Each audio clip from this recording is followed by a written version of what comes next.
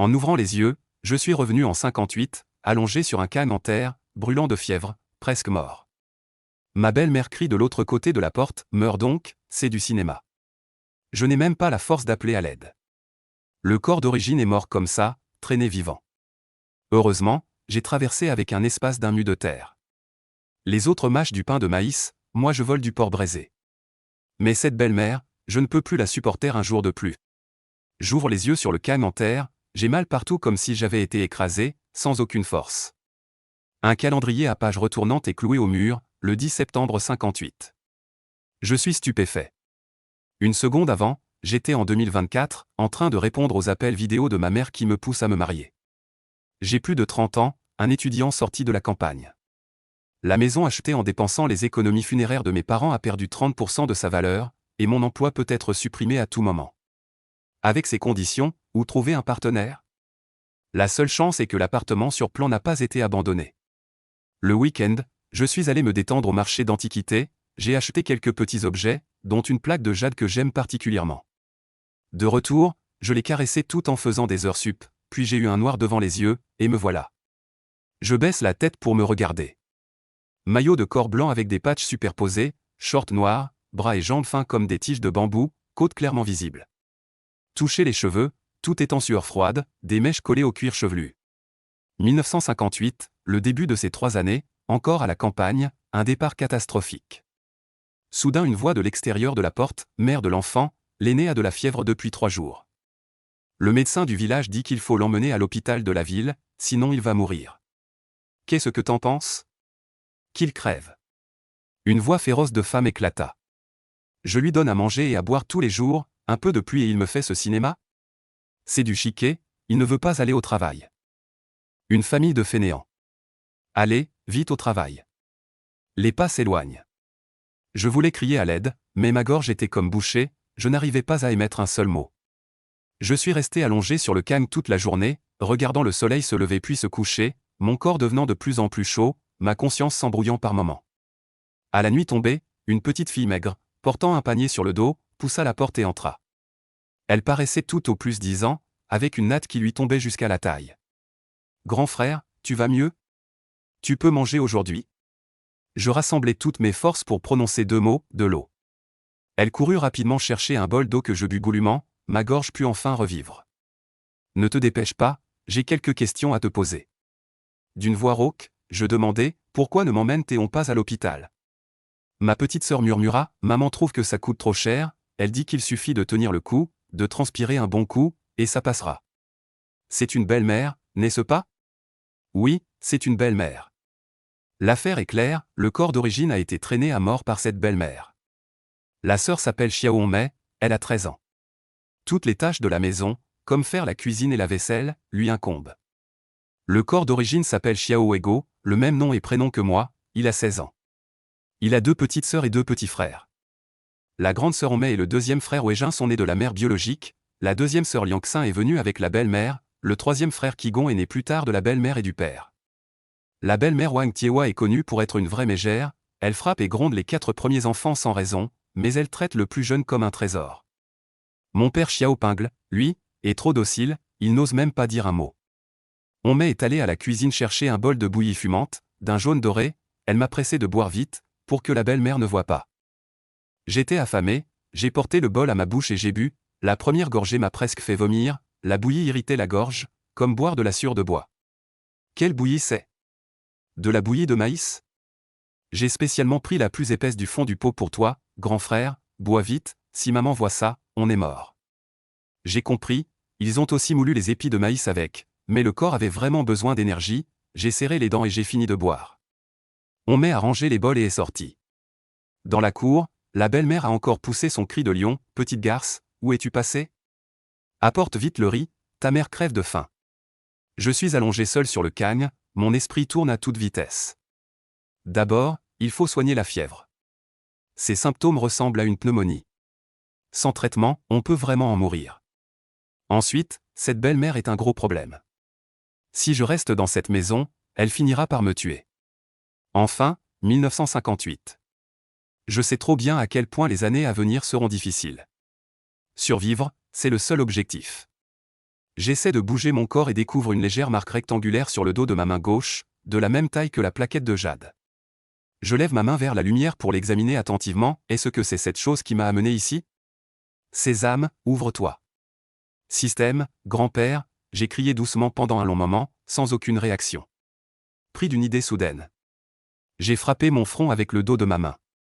Un éclat de lumière blanche, et je me suis retrouvé debout sur une terre noire. Le sol fait environ 1 mu de superficie, la terre est d'un noir profond et a l'air fertile. Autour de moi, des murs de brouillard blanc. En tendant la main, c'était comme toucher un mur réel. Au milieu du sol se trouvait une longue table, derrière laquelle se dressait un mur en bois portant des caractères que je ne reconnaissais pas. Sur la table était placé un récipient rond, semblable à ceux utilisés pour brûler de l'encens. C'était un autel. Sans dire un mot, je me suis agenouillé et j'ai frappé le sol 3 fois de la tête. Peu importe quel dieu tu es, à partir de maintenant je vais vivre de cette parcelle de terre, 3 prosternations ne sont pas de trop. Après avoir relevé la tête, le mur en bois s'est soudainement illuminé, un rayon de lumière blanche a pénétré mon front, et je me suis évanoui sur place. Quand je me suis réveillé, beaucoup de choses étaient apparues dans mon esprit. Cet espace était le jardin de culture d'un immortel. Cet immortel aimait particulièrement la nourriture, il avait spécialement créé cet espace pour cultiver divers ingrédients et se préparer des mets délicats pendant son temps libre. Plus tard, l'énergie spirituelle s'est dissipée, l'immortel est mort, ne laissant qu'un objet de transmission attendant l'élu. Au moment de la reconnaissance du maître, l'âme résiduelle du corps d'origine s'est fusionnée avec moi. Ses souvenirs, ses émotions, son obsession, j'ai tout reçu. Frère, va en paix, et je murmurai en moi-même, je prendrai soin de tes préoccupations, je protégerai ton petit frère et ta petite sœur à ta place. Une pensée fugace. De retour sur le Cagne, la fièvre était tombée, ce devait être un avantage supplémentaire de la cérémonie de reconnaissance du maître. Mon ventre grondait encore, ce bol de bouillie de maïs ne suffisait pas à calmer la faim. Un mu de terrain, il fallait vite y planter des céréales, mais où trouver les semences? Et puis cette belle-mère, comment s'en séparer, comment aller en ville? Après avoir réfléchi toute la nuit, le lendemain avant l'aube, il y eut du bruit dans la cour.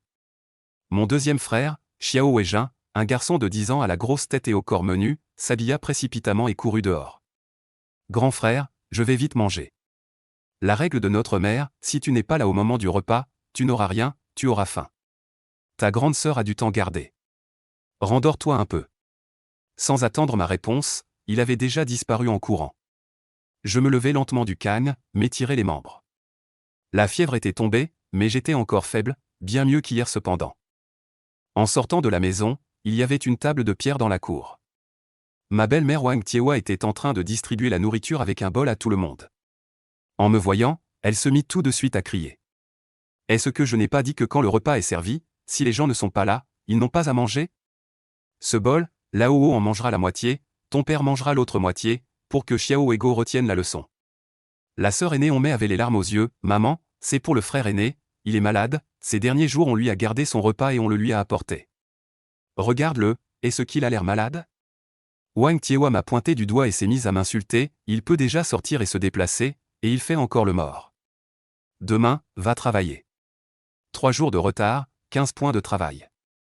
À la fin de l'année, si tu deviens un foyer déficitaire, comment faire? Tu as encore le culot de vouloir manger? Va manger de la merde, toi. Je me suis avancé vers la table en pierre. Où est mon repas? Tu arrives en retard et tu veux encore manger? Tu rêves. Je répète la question. Je regardais Wang Tiewa dans les yeux, en détachant chaque mot, où est mon repas?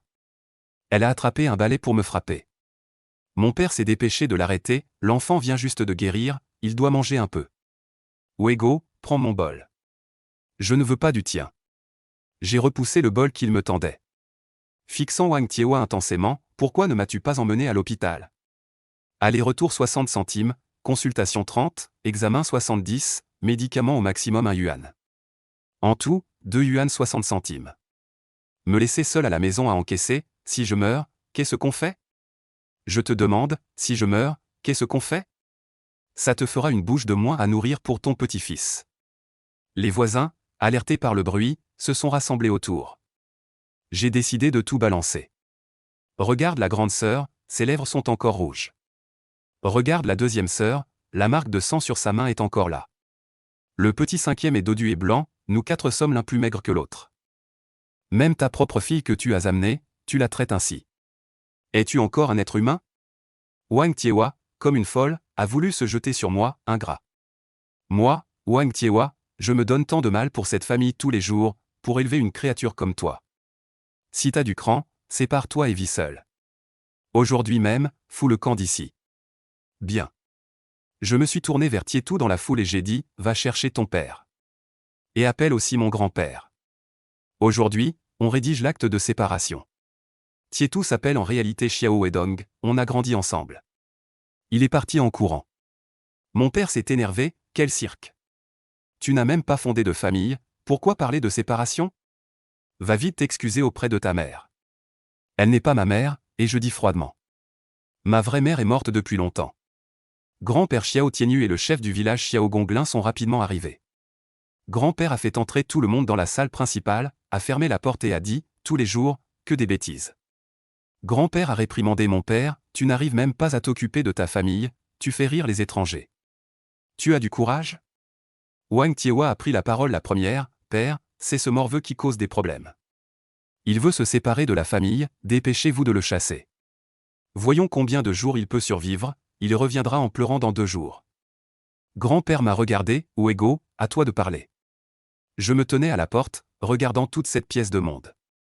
L'obsession de mon corps d'origine bouillonnait en moi, échapper à cette belle-mère, nourrir et vêtir mon frère et ma sœur, vivre correctement. D'abord, Wang Tiewa, c'est toi qui m'as poussé à partir, je ne fais que réaliser ton souhait. Ensuite, moi, Xiao Ego, même si je meurs de faim dehors, je ne reviendrai jamais vous demander un morceau de pain. La pièce s'est tue. Mon père baissait la tête sans oser me regarder, Wang Tiewa avait un sourire moqueur aux lèvres, grand-père fronçait les sourcils. Finalement, grand-père, père, ne pensez pas à esquiver. Je ne peux vraiment plus rester dans cette famille. Aujourd'hui, soit je pars, soit elle part, choisissez. Insolent. Wang Tiewa, est-ce que tu peux l'appeler comme ça? Tu dois l'appeler maman, dit le père Xiao Pingle. Xiao Wego dit avec mépris. Papa, tu vas rester aussi lâche toute ta vie. Laisse-la te contrôler complètement. Le chef du village, Xiao Gonglin, dit à tout le monde. Oncle Tienyu, à ton avis, qu'est-ce qu'on doit faire finalement? Non, on en reparle dans 2 jours. Aujourd'hui, l'enfant est en colère. Ce qu'il dit n'est pas fiable. Calmez-vous tous les deux, faites chacun un pas en arrière. D'accord? Wang Tiewa dit avec colère à Xiao Gonglin. N'y pense même pas, aujourd'hui c'est moi ou lui. Lui ou moi, décidez vous-même. En parlant, elle tourne la tête de l'autre côté. Xiao Wego dit, oncle Gonglin. Sois tranquille, je peux prendre soin de moi. Aujourd'hui, je dois partir. Alors où vas-tu vivre dehors? Il n'y a même pas d'endroit où loger. Et pour manger, comment feras-tu? Xiao Gonglin dit à Xiao Wego. Xiao Wego répondit, si on sépare la famille, il faut me donner un peu de grain. Au minimum, je veux emporter ma propre ration de grain pour cette année. Et aussi, les 2 cochons de la maison.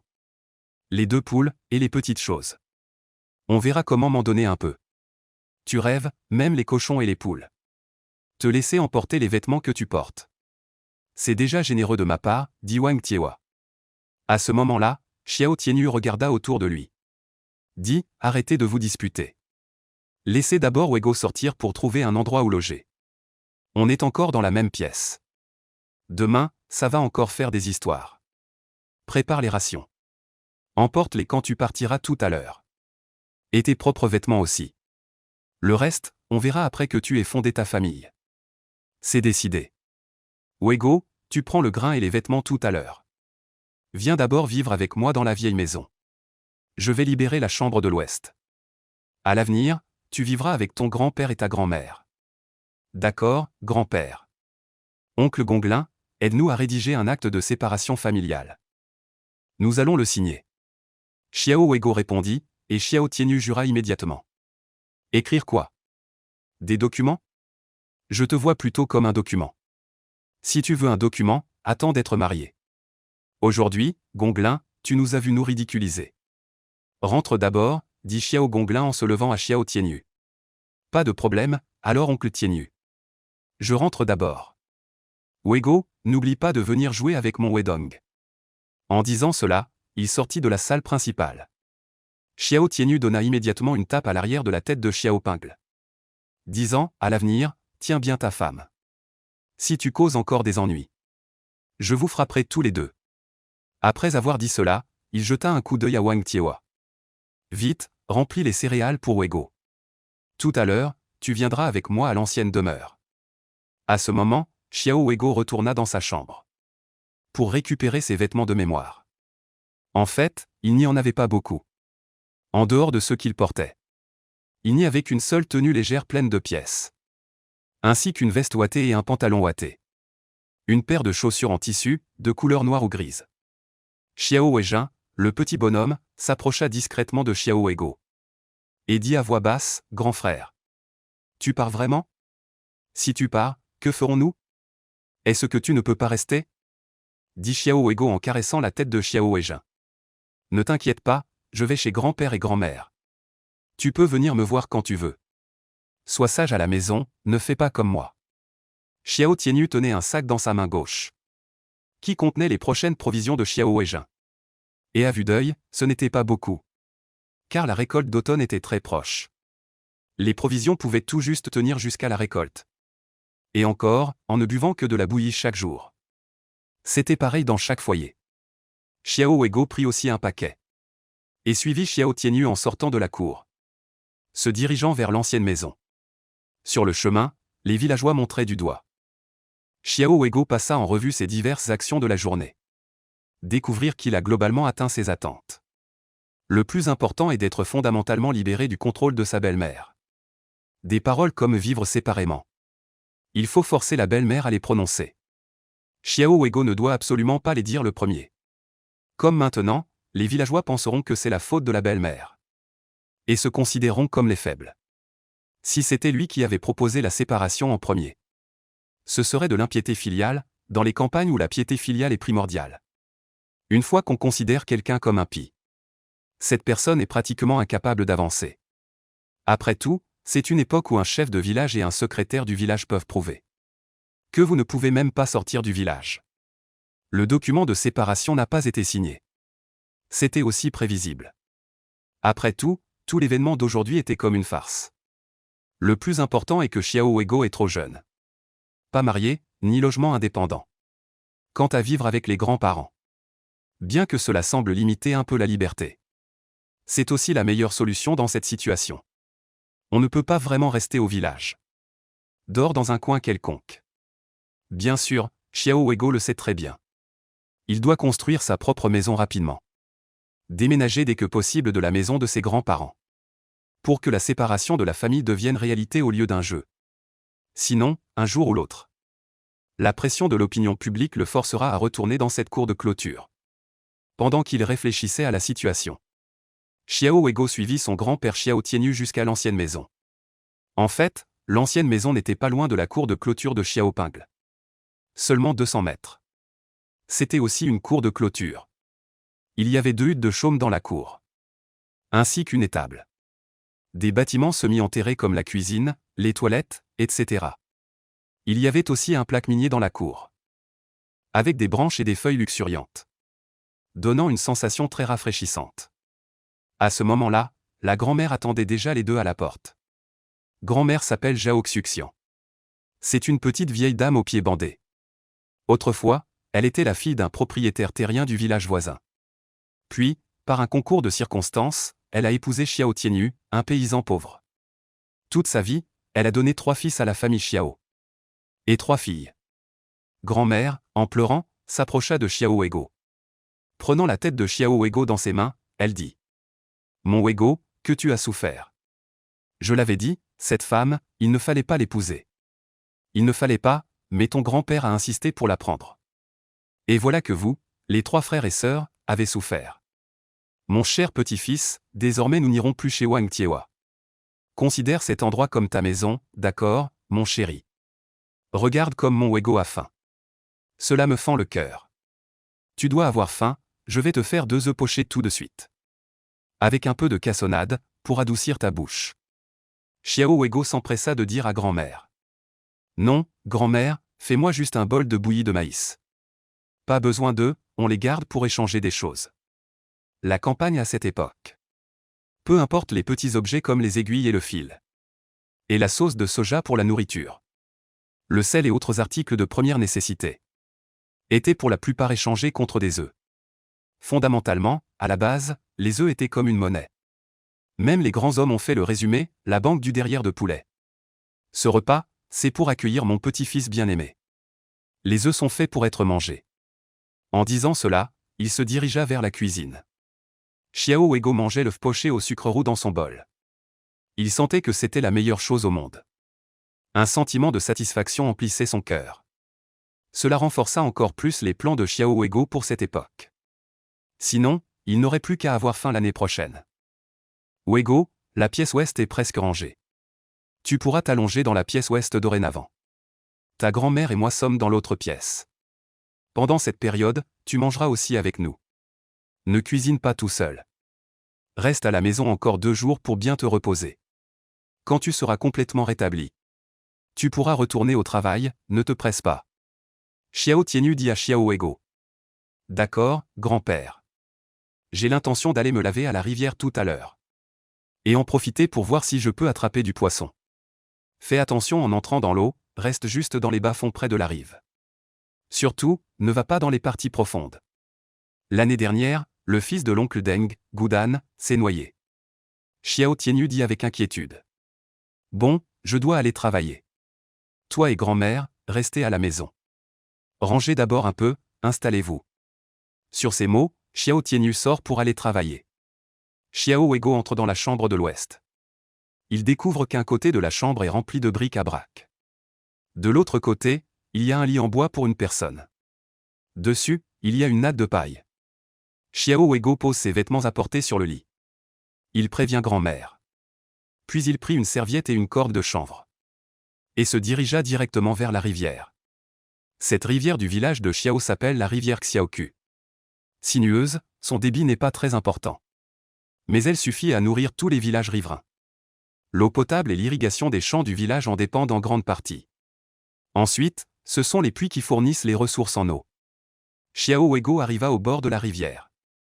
Il se baigna d'abord agréablement. Après le bain, il se sentit comme renaître. Le corps frais et propre. Puis il trouva un endroit où le courant était calme. D'abord, il baissa la tête pour regarder le visage de ce corps. Il vit un jeune homme aux sourcils épais et aux grands yeux qui se reflétaient à la surface de l'eau. Le visage était de forme carré type Gozi. Mais plus doux dans la partie inférieure qu'un visage carré typique. Un nez haut et droit, des cheveux noirs mi-longs en désordre mais pleins d'esthétique. Semblable à une coupe en brosse mahoquin. Quel beau jeune homme élégant. Ensuite, Xiao Weigo a trouvé un endroit caché. A regardé autour de lui. N'a vu personne. Et d'un coup, il est entré dans l'espace. Après avoir réfléchi un moment dans l'espace, Xiao Weigo a utilisé sa pensée pour creuser au bord de l'espace un trou d'eau de 3 mètres de long. 2 mètres de large et 1 mètre de haut. C'était pour essayer de voir s'il pouvait amener l'eau de la rivière dans l'espace, afin de faciliter la suite de son projet de pêche. Après avoir creusé, Xiao Weigo est ressorti de l'espace.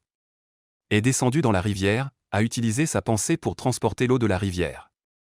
Mais l'eau de la rivière n'a montré aucune réaction. Cela a immédiatement inquiété Xiao Weigo. S'il ne pouvait pas transporter avec sa pensée, que faire alors? Dans son empressement, Xiao Weigo a frappé la surface de la rivière avec la paume de sa main gauche. Soudain, un filet d'eau de la rivière est entré dans l'espace par la marque de la plaque de jade sur la paume de sa main gauche. Xiao Weigo a immédiatement utilisé sa pensée pour diriger ce filet d'eau. Introduire dans la fosse creusée à l'avance. Découvrir que le sol peut retenir l'eau. Se rassurer immédiatement. Apparemment, on ne peut plus entrer et sortir des objets que par la marque maintenant. Ensuite, Xiao Weigo met sa main gauche dans l'eau de la rivière. Absorbe silencieusement l'eau de la rivière. Jusqu'à remplir la fosse à 90%. Ayant grandi dans un village au bord de la rivière, Xiao Weigo est également très bon nageur. Il fait directement un saut de carpe. Plonge tout son corps dans la rivière. Puis nage vers la zone d'eau profonde. Ensuite, c'est la pêche. Dans la zone peu profonde, il n'y a pratiquement pas de gros poissons. Pour attraper de gros poissons, il faut aller dans la zone d'eau profonde. Quant au problème de sécurité, pas besoin de s'inquiéter, sans parler de la capacité de nage de Xiao Weigo lui-même. Même en cas de danger, d'une simple pensée, il entre dans l'espace. En nageant, il aperçoit une carpe devant lui à droite, d'environ 10 cm de long. Xiao Ego s'empresse de diriger la paume de sa main gauche vers la carpe. Murmurer pour récupérer, dommage. Pas de réaction, peut-être à cause de la distance trop grande. Ainsi, Xiao Ego nage lentement vers le gros poisson, essayant constamment de le récupérer par la pensée. En même temps, mesurant la distance minimale actuelle de récupération par la pensée, jusqu'à ce qu'il soit à 1 mètre du gros poisson. Le gros poisson disparaît soudainement, apparaissant alors dans l'espace.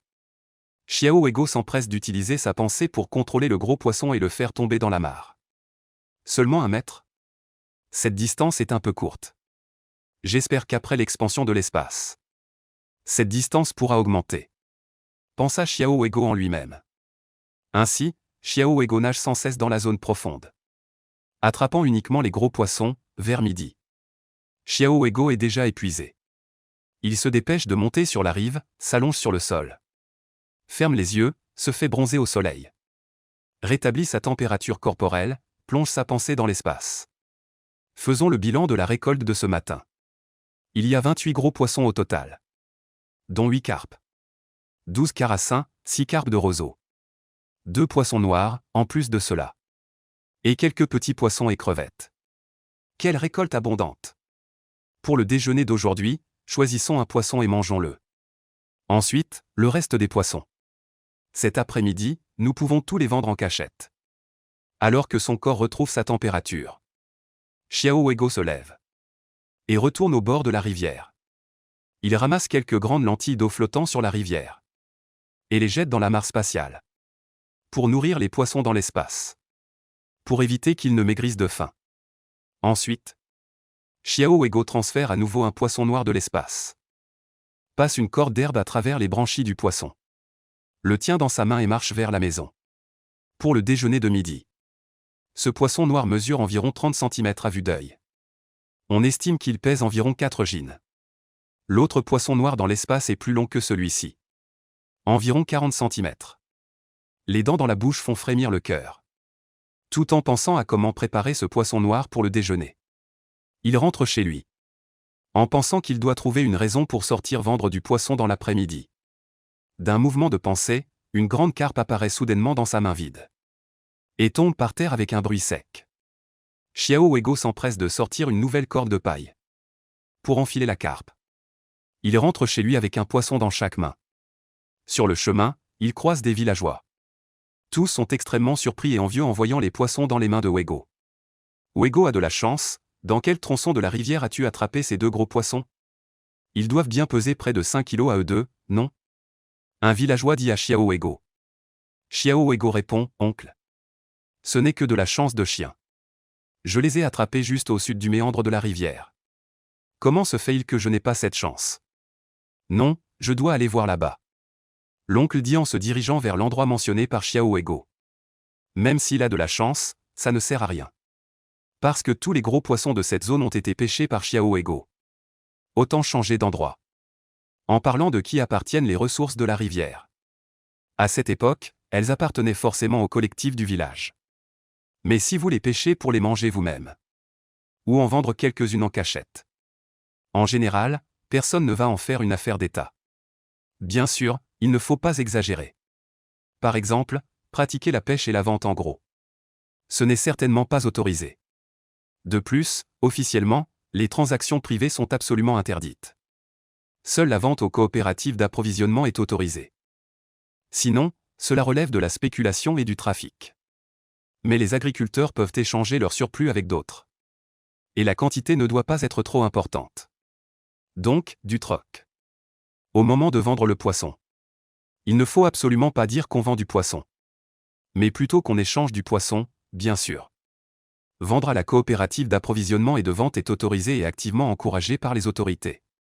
C'est aussi la raison pour laquelle Xiao Ego ose sortir 2 gros poissons quand il approchait de l'entrée du village. Soudain un groupe d'enfants l'entoura. Parmi eux se trouvait son deuxième frère Xiao Weijin. On vit Xiao Weijin s'approcher de Xiao Ego, regardant les 2 poissons avec excitation. On aurait dit que sa bave allait tomber par terre.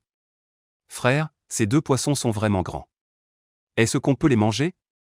Appelle ta grande sœur et ta deuxième sœur. Va chez grand-père, on en cuira un pour le déjeuner. Xiao Weigo dit à Xiao Weijin. Grande sœur et deuxième sœur sont allées couper de l'herbe pour les cochons. Je vais tout de suite les chercher sur la montagne. Sur ce, Xiao Weijin courut vers la montagne. Les enfants de cette époque. Dès qu'ils avaient la mémoire, ils devaient travailler pour la famille. Chacun était une petite main-d'œuvre. Comme les deux cochons élevés à la maison. Ils ont pu grandir grâce aux deux sœurs qui coupaient de l'herbe pour les cochons sur la montagne tous les jours. Et revenaient pour nourrir ces deux cochons. Sinon, les gens eux-mêmes n'avaient pas de quoi manger. D'où viendrait le fourrage pour nourrir les cochons? De plus, les cochons de campagne à cette époque. Après un an d'élevage, ils atteignaient à peine plus de 100 gines. Pas moyen d'en avoir plus. À la fin de l'année, il fallait remettre les cochons de manière uniforme. Parce que chaque foyer élevait principalement des cochons de quota. Xiao Weigo était suivi par un groupe d'enfants. Il retourna chez ses grands-parents. En réfléchissant à la manière de préparer ce poisson noir. Une fois Xiao Weigo arrivé chez lui. Les enfants qui le suivaient ne partaient pas. Mais restaient à regarder à la porte. Les enfants de cette époque n'avaient pas de graisse dans le ventre. Toute l'année, ils ne mangeaient de la viande qu'au Nouvel An. Les autres jours, il était plus difficile de manger un morceau de viande que de monter au ciel. Tout le monde vivait difficilement. Bien sûr, la situation en ville est complètement différente. Ne nous occupons pas d'eux pour l'instant. Xiao Weigo allume le fourneau très rapidement. D'abord, faire bouillir une grande marmite d'eau pour l'utiliser plus tard. Ensuite, il tue le poisson noir sur le sol. Ce qui est le plus difficile à traiter chez le poisson noir, c'est le mucus sur son corps et ses écailles. Cependant, le plus grand passe-temps de Xiao Weigo dans sa vie antérieure était de préparer et de déguster toutes sortes de plats.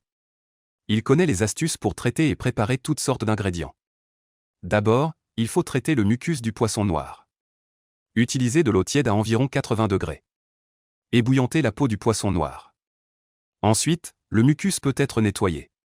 Puis, grattez les écailles. Évider et autres traitements. Aujourd'hui, il compte préparer une soupe de poisson noir. Dommage qu'il n'y ait pas de tofu. Sinon, faire une soupe de poisson noir au tofu. Cela aurait été un délice à se damner. En voyant les pommes de terre dans le coin de la cuisine. Faute de mieux, il ne peut que faire une soupe de poisson noir aux pommes de terre. Xiao Weigo a trouvé le pot de saindoux. Il n'en restait qu'un tiers dans le pot. Il en a pris une grosse cuillerée et l'a mise dans la grande marmite. Grand-mère a vu le comportement gaspilleur de Xiao Weigo. Et a dit d'un ton pressé, « Mon cher petit-fils. Tu ne comptes plus continuer après ça? C'est beaucoup trop, ce saindoux doit durer jusqu'au Nouvel An. » C'est à ce moment-là que Xiao Weigo a réalisé que ce n'était pas comme dans sa vie antérieure.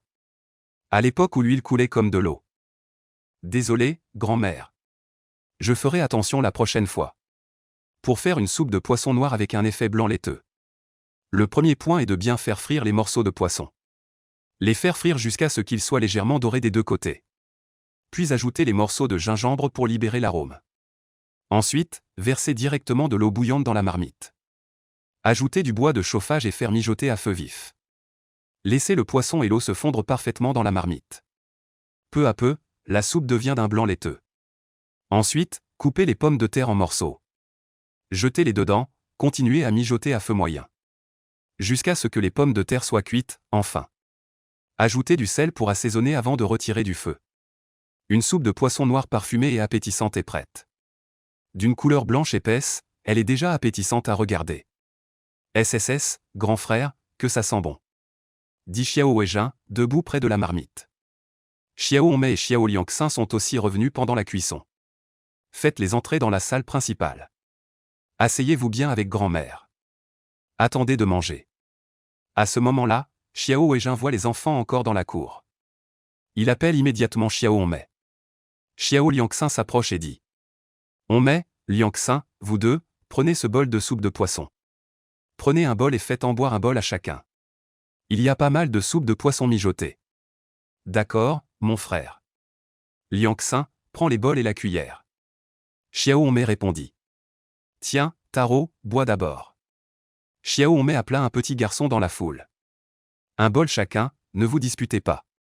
Il y en a pour tout le monde, c'est vraiment bon. C'est la meilleure soupe de poisson que j'ai jamais bu. Après avoir fini de boire, Taro s'exclama. Les enfants dans la cour. Après avoir chacun bu un bol de soupe de poisson, ils partirent tous satisfaits. Ce fut au tour de Xiao Ego et des autres de manger. D'abord, un bol de poisson chacun. Mangez d'abord la viande. Après avoir mangé, bois la soupe, dit grand-mère Zhao Xuxian en regardant le poisson sur la table. Moi, la vieille, je vais juste boire un peu de soupe. Vous, mangez plus de viande. En mangeant, faites attention aux arêtes. Xiao Ego s'empressa de dire. Grand-mère, aujourd'hui il y a beaucoup de poissons. Et beaucoup de soupe aussi, mangez à votre faim. Tout en parlant. Xiao Ego n'a pas pu s'empêcher de commencer à manger.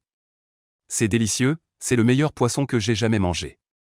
La meilleure soupe, Xiao Ego sirote la soupe de poisson dans son bol. Souriant en regardant tout le monde commencer à manger. Avec un air de satisfaction, généralement, la personne qui cuisine après avoir fini de préparer le repas n'a pas très envie de manger. Donc Xiao Ego boit d'abord un peu de soupe de poisson pour se réchauffer l'estomac. Xiao Hongmei et Xiao Weijin sont déjà très familiers. Mais Xiao Liangxin, cette deuxième sœur, est encore une première rencontre. On voit que Xiao Liangxin mange avec douceur et élégance. C'est une jeune fille très calme. Ses yeux montrent un sentiment d'insécurité. Comparé à Xiao Hongmei. L'une est ferme et obstinée. L'autre est calme et fragile.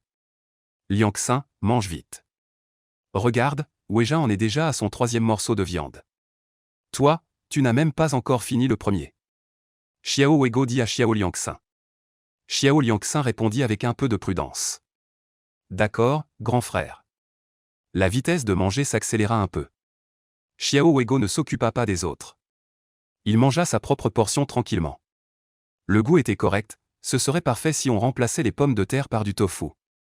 Alors que Xiao Weijin versait la dernière cuillerée de soupe de la marmite. Après l'avoir bu avec satisfaction, il dit à tout le monde. Je déclare que c'est le meilleur goût que j'ai jamais mangé dans ma vie. Frère, est-ce qu'il y en aura encore plus tard? Il faut absolument m'appeler. Xiao Hongmei et Xiao Liangxin regardèrent aussi Xiao Ego avec espoir. Soyez tranquille, si vous avez faim un jour, venez me voir. Je vous emmènerai manger un grand repas. Puis, il dit à grand-mère. Grand-mère, je compte aller au bourg cet après-midi. Pour vendre cette carpe. Voir si on peut la vendre. Moi, je veux aussi y aller. Xiao Weijin s'exclama immédiatement. Xiao Ego le regarda et dit. 25 lis de route, il faut 2 ou 3 heures à pied. Tu es sûr de vouloir y aller? Xiao Weijin réfléchit un instant et se dégonfla aussitôt. Grand-mère dit à Xiao Ego. Il faut être prudent sur la route. Prends un sac pour les mettre. Ne les laisse pas s'échapper, mets un chapeau de paille. Pars tôt et reviens tôt, surtout ne passe pas la nuit dehors. En disant cela, elle alla dans la pièce de l'ouest et sortit un sac en corde de chanvre qu'elle tendit à Xiao Ego. Grand-mère, ne t'inquiète pas, je reviens dès que je les aurai vendus. Sur ces mots, il but un bol d'eau bouillie refroidie. Tenant le sac contenant les carpes. Il sortit de la maison, puis quitta le village. Xiao Ego rangea immédiatement les carpes et le sac dans l'espace. Puis il marcha à grandes enjambées vers le bourg. Il ne savait pas non plus où, dans le bourg, on achetait du poisson. Ce voyage au bourg avait pour objectif principal de vendre tous les poissons de l'espace. Obtenir le premier flux de trésorerie de cette époque. Ensuite, trouver un moyen d'obtenir quelques tickets. Par exemple, des tickets de céréales, des tickets de viande. Des tickets de tissu, etc., à cette époque. Même avec de l'argent, sans tickets, beaucoup de choses sont impossibles à acheter. C'est pourquoi on l'appelle l'ère des tickets. Ensuite, le plus important est de résoudre le problème des semences dans l'espace. Acheter aussi quelque chose nécessaire pour l'espace. Par exemple, construire une cuisinière dans l'espace. Pour cuisiner habituellement dans l'espace. Manger, sinon, en mangeant de la viande tous les jours dans le village. On serait immédiatement dénoncé. Puis envoyé au champ de tir pour travaux forcés. Aussi, il faut construire un lit en bois. Pour pouvoir dormir dans l'espace. Se reposer, essayer d'obtenir un peu de tissu. Maintenant, cet état de vide est vraiment trop inconfortable. 2 ou 3 heures plus tard. Xiao Ego est enfin arrivé au bourg. Se disant, il faut absolument se procurer un vélo rapidement. Marcher avec ses 2 jambes est trop lent et fatigant. En demandant le chemin tout au long du trajet, je suis arrivé près du magasin d'approvisionnement du bourg. Xiao Ego réfléchissait en chemin. Il a finalement décidé de vendre au magasin d'approvisionnement du bourg. avec l'existence de l'espace. Vendre à des particuliers pour quelques Mao de plus n'apporterait pas une énorme amélioration. De plus, le risque est très élevé. Une fois arrivé en ville, les bâtiments dans la rue sont nettement plus nombreux. Les petites maisons de 2 étages sur rue se succèdent. Beaucoup sont construites en briques. Elles ont l'air assez récentes, probablement construites ces dernières années. Dans les endroits non riverains, les matériaux des maisons sont fondamentalement les mêmes que ceux du village. Ce sont toutes des maisons en pisé avec des toits de chaume, des jardins en palissade, etc. Xiao Weigo regardait les allées et venues des gens au magasin d'approvisionnement. Il a constaté que l'apparence et l'habillement des citadins, comparés aux villageois, sont beaucoup plus soignés et propres. Bien sûr, il y a aussi des compatriotes qui viennent clairement des villages en dessous. En voyant un homme vêtu d'une veste Mao se diriger vers le magasin coopératif, Xiao Weigo s'approcha immédiatement. Il demanda, « Camarade, excusez-moi de vous déranger. Où se trouve le magasin qui achète du poisson ?» L'homme en veste Mao regarda Xiao Weigo de haut en bas. Il dit d'une voix grave, « Jeune homme, tu veux vendre du poisson, n'est-ce pas? Combien en as-tu? Présente-les. Je suis le chef du 3e groupe du département des achats de l'usine textile de Sijucheng. Je m'appelle Shi Guanglin. Si tu en as beaucoup, donne-les-moi tous. Public contre public. Ou privé contre public, ça marche aussi. » Xiao Weigo avait l'esprit agité. Il ne s'attendait pas à ce qu'en demandant son chemin à quelqu'un au hasard, il tombe sur un expert. Un acheteur de cette époque. C'était une figure importante. Surtout pour les gens de la campagne. Ce n'est pas un problème, camarade. Je n'ai que quelques poissons. La quantité est très faible.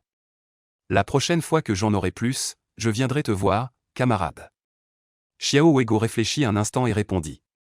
Le temps passé dans cette époque est encore trop court. Il faudra se renseigner.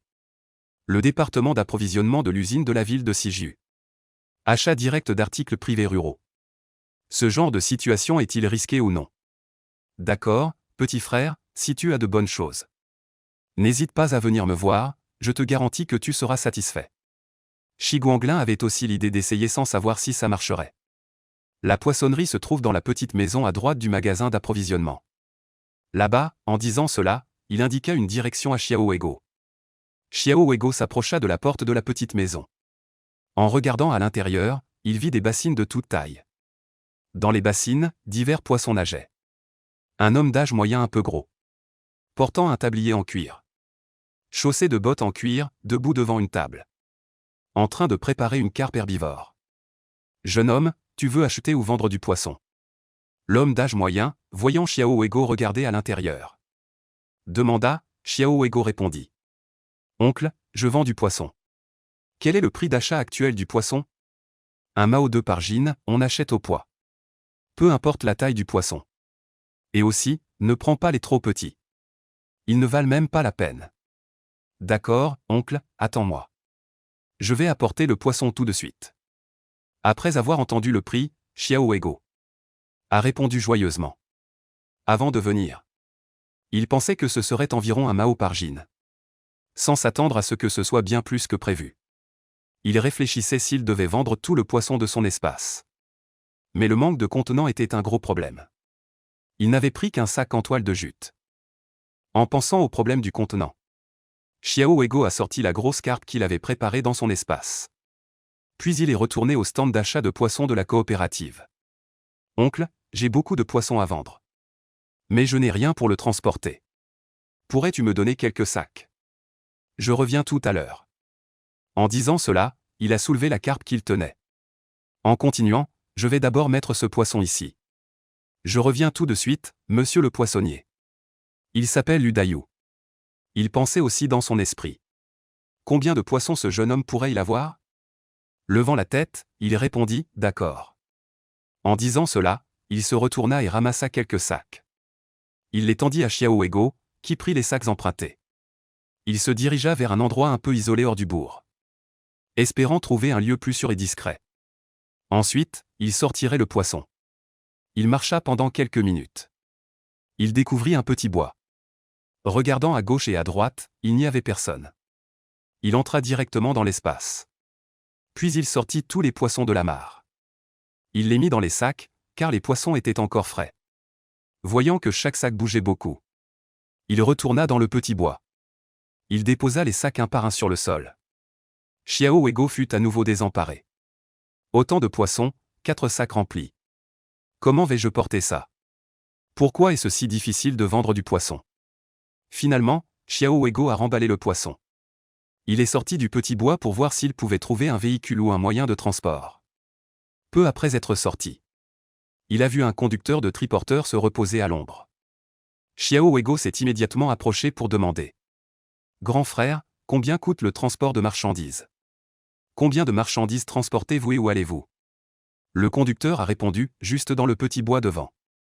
Apportez du poisson au point de collecte de la coopérative. Pas beaucoup, 4 sacs de poisson. Et aussi, mon oncle, je n'ai pas d'argent sur moi maintenant. Puis-je vous donner un poisson plus tard? En guise de paiement pour le transport, a dit Xiao Weigo. Et, on voit des choses rares tous les jours. Pour cette distance, ce sera un Mao 5 fen. Alors, donnez-moi un poisson d'environ 1 ou 2 gines, je le ferai mijoter ce soir. Le vieux Ban dit avec désinvolture. Le jeune homme marchant rapidement, Xiao Weigo s'empressa de courir devant. Il devait, avant l'arrivée du vieux Ban, déposer le poisson sur le bord de la route. Sinon, en arrivant et en voyant le sol vide, cela trahirait tout, jeune homme. Viens, on le soulève ensemble. Partons tout de suite. Le vieux Ban s'approcha. En regardant les 4 sacs, il dit. Ton poisson est encore bien frais. Il frétille vivement, dit le vieux Ban en regardant le poisson dans la charrette. Bien sûr, ils viennent d'être sortis de la rivière. Xiao Weigo, en marchant vers le bourg, bavardait avec le vieux Ban. Arrivé sur place, Xiao Weigo choisit immédiatement un poisson pour le vieux Ban. Oncle, pèse-le un peu. Je garantis qu'il fait bien 2 livres. Jeune homme généreux, voilà le compte réglé. Je veux aussi voir combien pèse ton poisson. Le vieux Ban prit le poisson mais ne partit pas. Regardez Xiao Weigo vendre du poisson à l'entrée. Xiao Weigo ne pouvait pas non plus le chasser. Lu Dayou regardait le poisson apporté par Xiao Weigo. Il était assez surpris, il y en avait vraiment beaucoup. Jeune homme, viens, mets-le sur la balance. 4 sacs, total 62 jin et 8 liang. À 0,12 yuan le jin, cela fait 7 yuan, 5 jiao et 3 fen. Lu Dayou dit en sortant 7 billets de 1 yuan de sa bourse. 2 billets de 2 jiao, 1 billet de 1 jiao. 3 fen, et les donna à Xiao Weigo. Jeune homme, de quel village es-tu? La prochaine fois, essaie de les apporter le matin. Si tu les apportes l'après-midi, je ne pourrai les vendre que demain matin. Lu Dayou regardait le poisson. En calculant que le poisson du lendemain matin suffirait à la vente. Quand tu viendras, dis mon nom.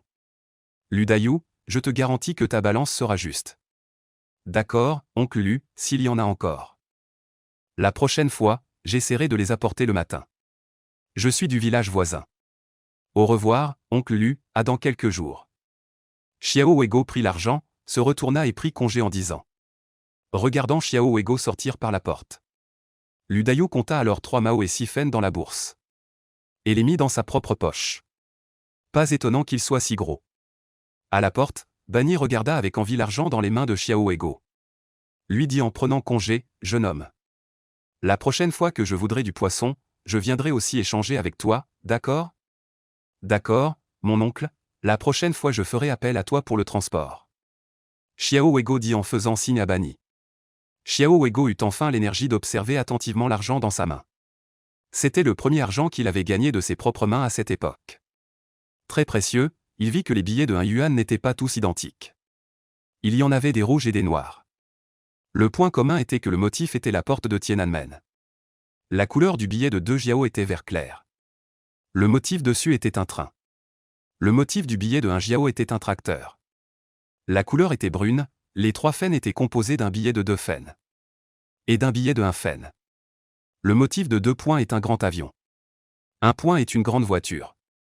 J'ai entendu dire qu'à cette époque, le gros billet noir de 10 yuan et le billet de 3 yuan valent particulièrement cher. Je devrais en économiser davantage à l'avenir. Xiao Weigo regarda l'argent dans sa main. Pensa-t-il en son fort intérieur. Il glissa l'argent dans sa poche avec la main gauche. Mais en réalité, il le rangea instantanément dans son espace. Dans ce monde, il n'y a pas d'endroit plus sûr que l'espace. Ensuite, lorsqu'il arriva devant l'entrée principale de la coopérative d'approvisionnement et de commercialisation, Xiao Weigo n'eut alors le courage d'y entrer. Après tout, il avait de l'argent en main. On voyait une grande étoile à 5 branches au-dessus de la porte de la coopérative. Sur l'étoile à 5 branches était écrit « Servir le peuple », et de chaque côté il était écrit « Développer l'économie, garantir l'approvisionnement ». Après être entré, on voyait différents comptoirs. Il y avait des comptoirs vendant des bonbons, des vêtements, des radios, et aussi des vélos à 2 barres. Et ainsi de suite, toutes sortes de marchandises étaient généralement disponibles. Au-dessus de la tête, des pinces tenaient les reçus. Vol en bruissant le long du fil. Un fort sentiment d'époque. Xiao Weigo ressentit alors personnellement qu'il était vraiment plongé dans la Chine des années 60-70. Après tout, il était déjà l'après-midi. Il n'y avait pas trop de monde. Xiao Weigo réfléchissait à ce qu'il allait acheter cette fois-ci. Combien coûte l'élastique à cheveux? Arrivé au comptoir des accessoires féminins, demanda Théil. Il pensa à ses 2 petites sœurs, dont les élastiques à cheveux étaient presque cassés à force d'usage. C'était l'occasion d'en acheter quelques-uns pour elles. Ceux avec des fleurs coûtent 5 fens pièce.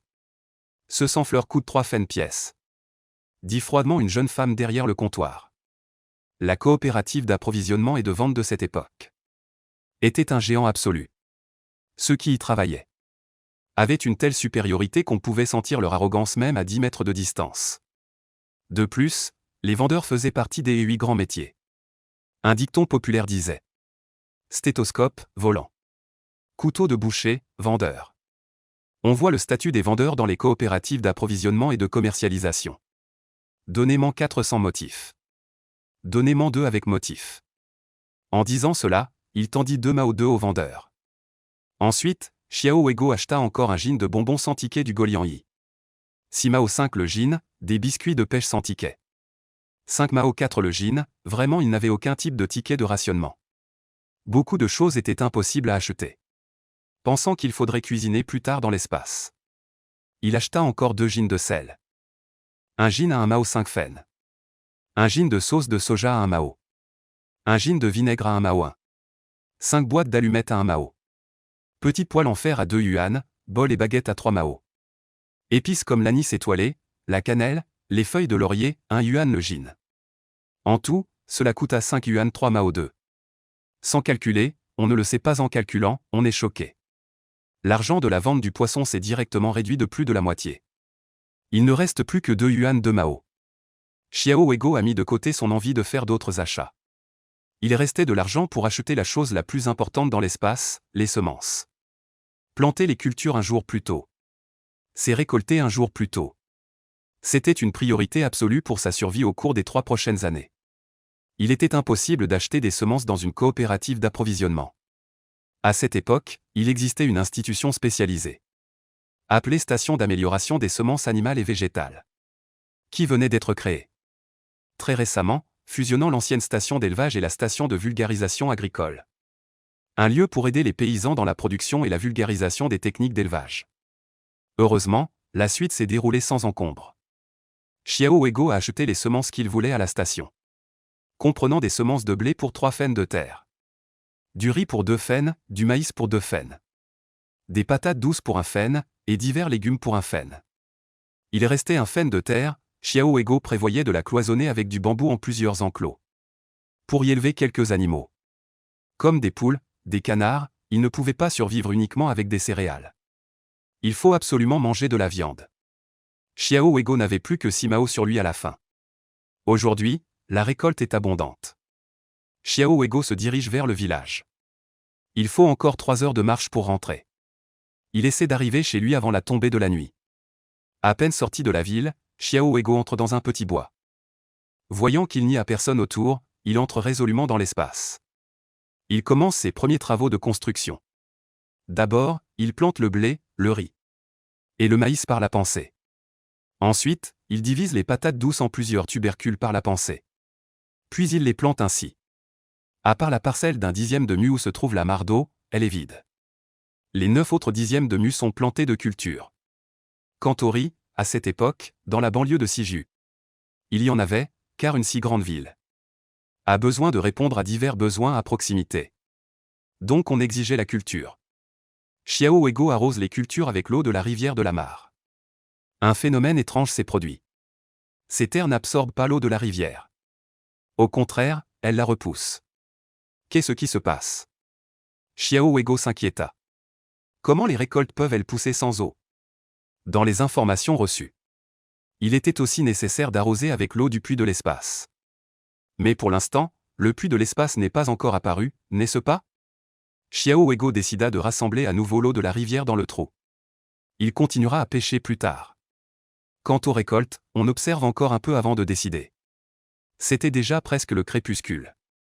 Xiao Wego se hâta de rentrer chez lui.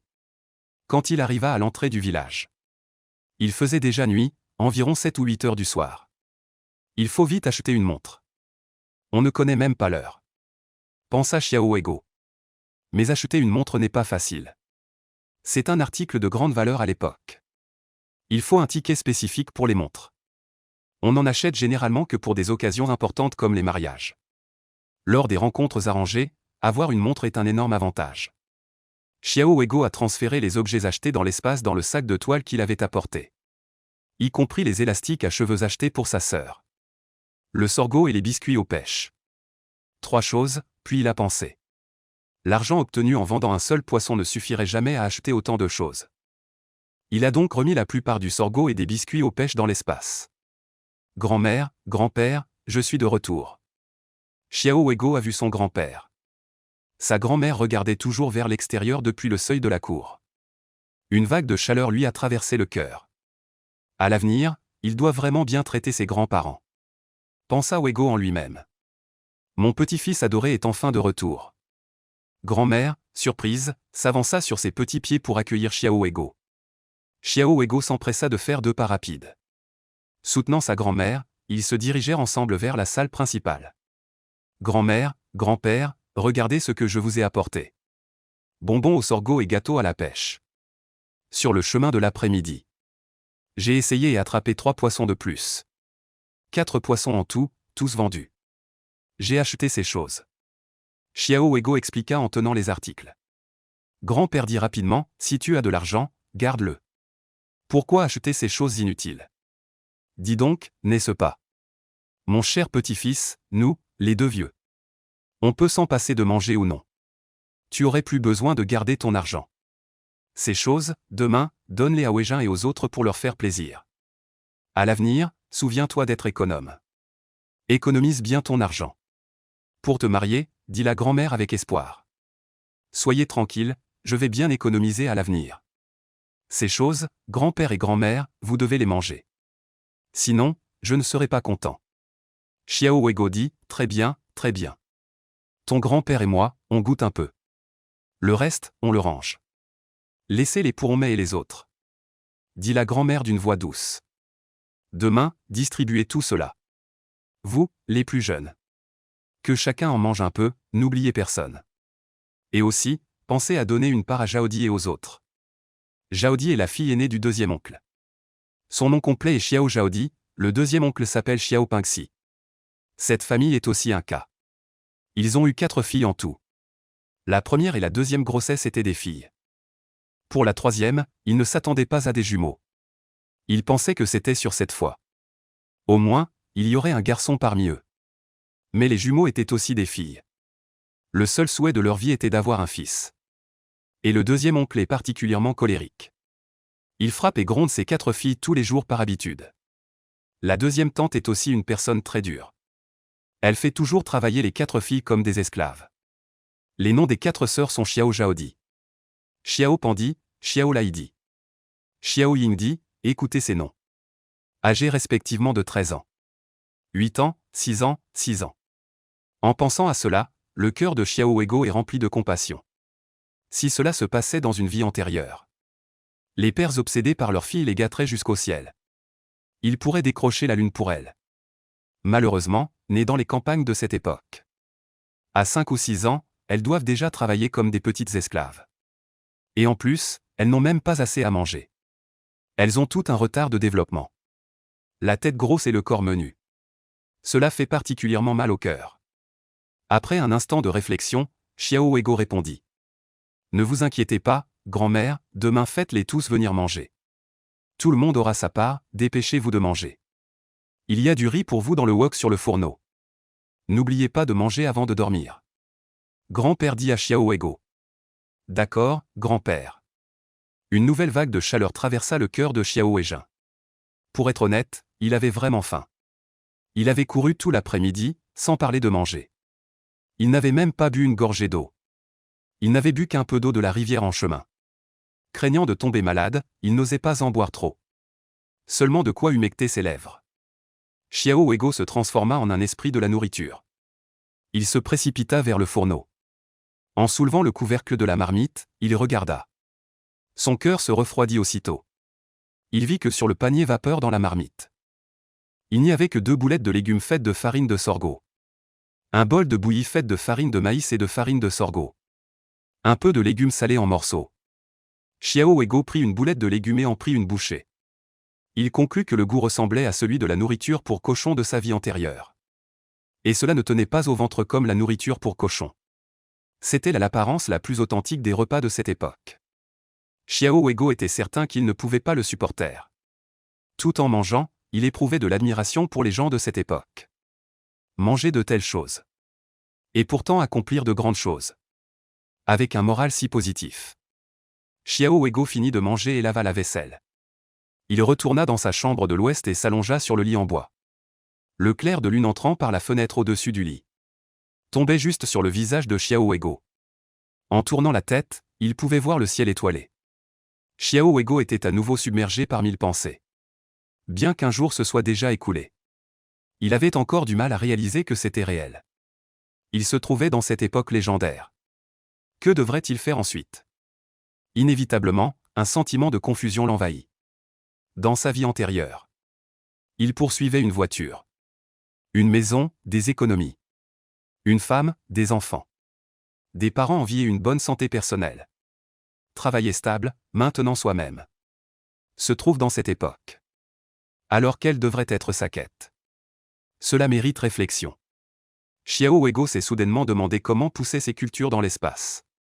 D'une pensée, il se téléporta dans l'espace. À peine arrivé, il fut surpris. Il vit sur toute une parcelle de terre. Verdoyante, le blé. Le maïs, la patate douce avaient même germé des jeunes pousses. Même le riz brun planté avait poussé des pousses sans raison. Xiao Weigo ne savait pas du tout que le riz devait être semé en pépinière. Puis repiqué. Heureusement, le résultat final était bon. Il semble que la plantation dans l'espace ait un effet accélérateur. Et que les cultures ordinaires n'aient pas besoin d'arrosage. Xiao Weigo était ravi. Cela élargissait considérablement les possibilités d'exploitation. Il pourrait récolter des céréales multipliées par plusieurs fois. On ne sait pas non plus comment se fera la plantation dans l'espace. L'accélération est de combien de fois? Xiao Weigo pensa en lui-même. Plus tard, quand les cultures auront poussé. On le saura naturellement. Voyant qu'il n'y avait rien d'autre à surveiller. Xiao Weigo sortit de l'espace d'un bond. Allongé sur le lit, il s'endormit profondément. Le lendemain, Xiao Weigo se leva de son lit. S'étira et se sentit rafraîchi et d'attaque. Mais son ventre gargouillait. Il se rendit au bord du bassin dans la cour. Se rinça la bouche et se lava le visage. Puis entra dans la salle principale, où sa grand-mère avait déjà préparé le repas. Elle invita Xiao Weigo à s'asseoir pour manger. Xiao Weigo regarda, ce matin, c'était 2 petits pains de maïs. Un bol de bouillie de farine de maïs. Et une assiette de légumes salés. Sans y penser davantage. Supportant la sensation de grattage dans la gorge. Il engloutit le petit déjeuner en un tournement. Puis sortit de la cour. Rencontrer un enfant du village. C'était justement le Yutu d'hier. Il l'appela Yutu. Va chercher ta sœur en mai et amène-la moi. Ce bonbon de sorgho est pour toi. Comme paiement pour le déplacement. Yutu vit le bonbon de sorgho. Ses yeux devinrent soudain 2 croissants de lune. Il dit joyeusement, merci, frère Weigo. J'y vais tout de suite, frère Weigo. Est-ce qu'il y aura encore de la soupe de poisson aujourd'hui? La soupe de poisson d'hier, depuis ma naissance jusqu'à maintenant. Est la meilleure soupe de poisson que j'ai bu. Quand j'attraperai encore du poisson. Je vous inviterai à nouveau à la soupe de poisson, d'accord. Va vite. D'accord. Yutu dit cela et partit en courant comme une flèche vers la maison du père de Xiao Weigo. Xiao Weigo se retourna et entra. En pensant à ce qu'il devrait faire aujourd'hui. Son objectif principal récemment est nécessairement centré sur l'espace. Il faut d'abord bien construire la base spatiale. Nous considérerons d'autres choses plus tard. Aujourd'hui, je devrais aller couper quelques bambous en montagne. Faire quelques clôtures dans l'espace. Pour élever des poules, en ce qui concerne les animaux. Pour l'instant, on élèvera seulement des poules. Plus tard, si l'occasion se présente, on pourra ajouter un lapin. Ainsi que des cochons. Les cochons ne sont pas faciles à obtenir. Hier, à la station de sélection animale, j'ai appris que pour avoir des porcelets, cela doit se faire par commune. Il faut une répartition unifiée. À court terme, on ne considère pas encore l'affaire des cochons. De plus, pour l'instant, il n'y a pas assez de nourriture pour les cochons. En revanche, les poules sont beaucoup plus faciles à obtenir. Dans le village, quelqu'un fait éclore des poussins en secret. Puis les échange contre d'autres choses. En réalité, c'est vendre des poussins éclos. Mais il faut dire que c'est un échange. Je me souviens du voisin de grand-père. Chez l'oncle Dachan, l'année dernière, on a fait éclore des poussins. Aujourd'hui, je vais demander à l'oncle Dachan. Environ 10 minutes plus tard, Xiao Hongmei est arrivé en courant. Derrière elle, le petit suiveur Xiao Weijin. Grand frère, nous sommes là. Qu'est-ce que tu veux à ma sœur? Xiao Weijin a dit en premier. Et Xiao Hongmei s'est tourné vers Xiao Weijin. Lui a lancé un regard noir. Tu me coupes la parole, c'est comme ça. Hier, je suis allé au bourg et je vous ai acheté quelques trucs. Je vous les donne à tous les deux, aidez à distribuer. Votre frère a encore des choses à faire. Xiao Weigo a dit. Xiao Weigo a réfléchi au nombre de personnes. Et a sorti un peu de Gao Liangyi et de Tao Su pour compléter. Il y a 6 élastiques à cheveux en tout. Pour vous 6 sœurs, une chacune. Toi et Liang Xin, prenez celle à fleurs. Pour Zhaodi et les 3 autres, donnez celle sans motif. Xiao Weigo a d'abord dit. En réalité, l'idée initiale était de donner seulement à Hongmei et Liang Xin.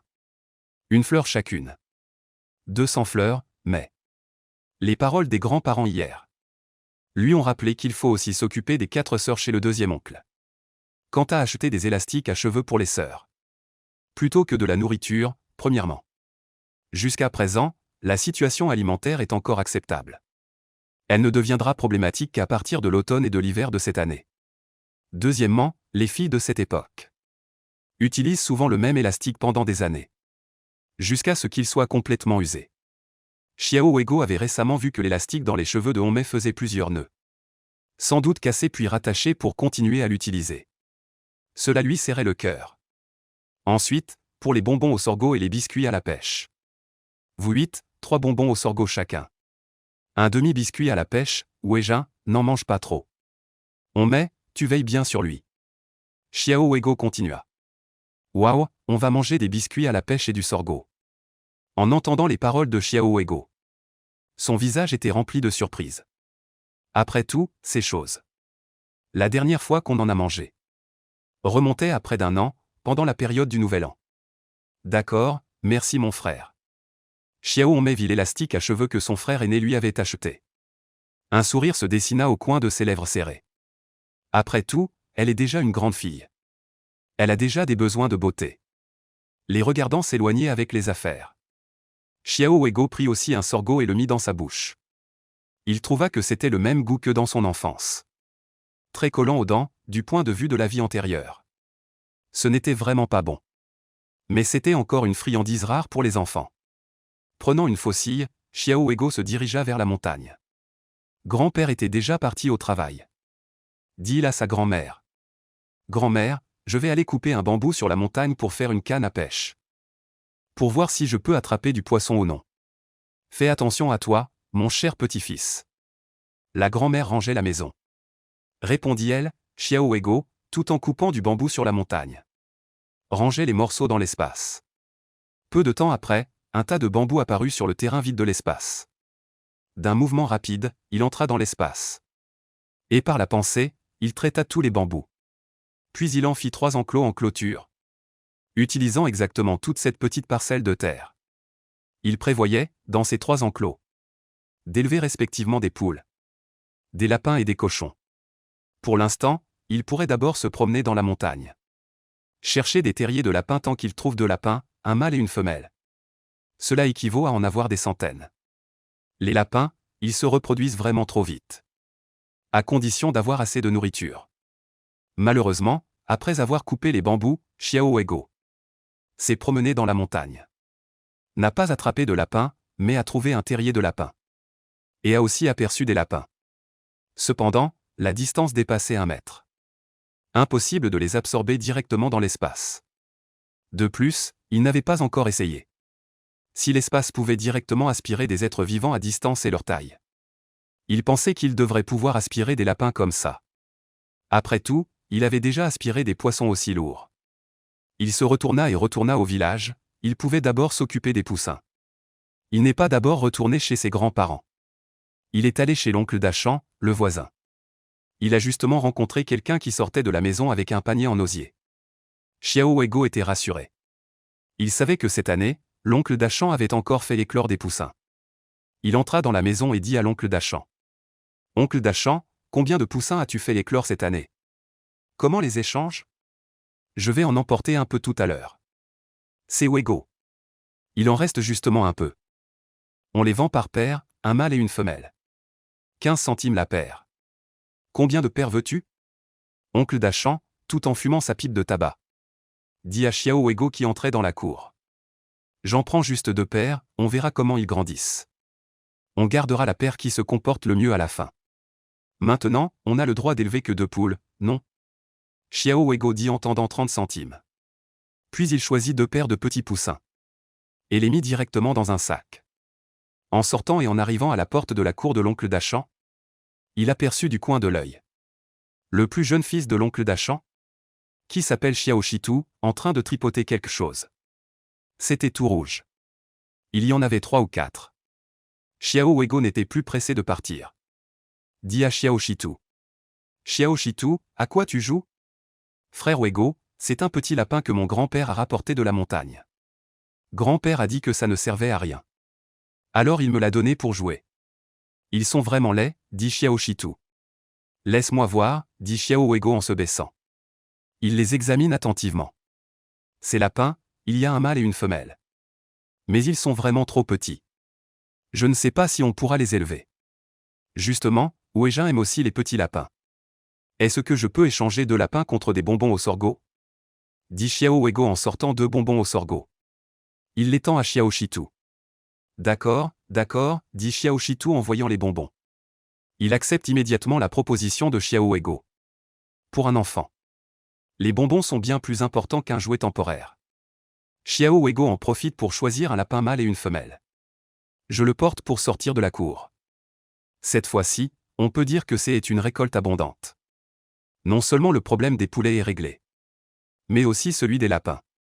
Comme ça, pour l'élevage, il ne manque plus que les cochons. Par la pensée, je transfère les 2 poulets et les 2 lapins dans les enclos correspondants de l'espace.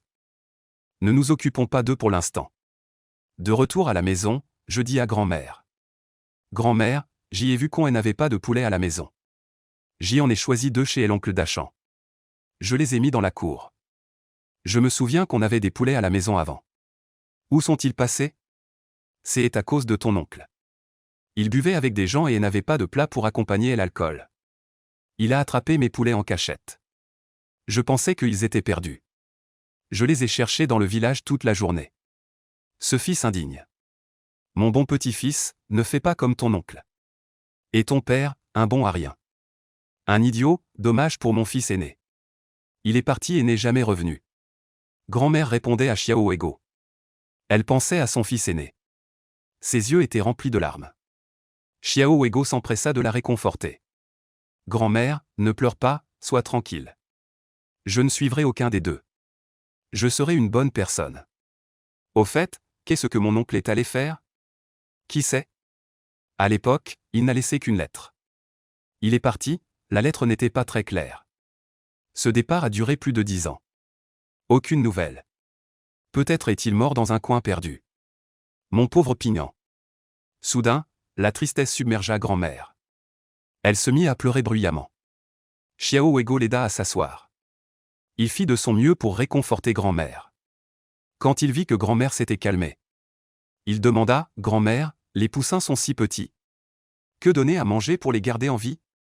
Donne-leur juste un peu de bouillie de farine de maïs. » La grand-mère répondit. Xiao Weigo, à ce moment-là, était impatient d'entrer dans l'espace pour nourrir les poulets. Il dit alors à sa grand-mère, « Mamie, je vais d'abord me reposer un moment dans ma chambre. Appelle-moi quand tu prépares le repas. Je t'aiderai à entretenir le feu. Qu'est-ce que tu m'aideras? Cette petite vieille dame peut encore s'en occuper. Mon bon petit-fils, va vite te reposer. Je t'appellerai quand le repas sera prêt. Au fait, pourquoi n'as-tu pas rapporté la canne à pêche? » Xiao Weigo, très occupé, avait complètement oublié cela. Il répondit précipitamment, « J'ai cherché longtemps. Mais je n'ai pas trouvé de canne appropriée, alors je n'en ai pas coupé, mamie. » Bien sûr que non, vu les capacités actuelles de Xiao Weigo. Il n'avait absolument pas besoin de canne à pêche.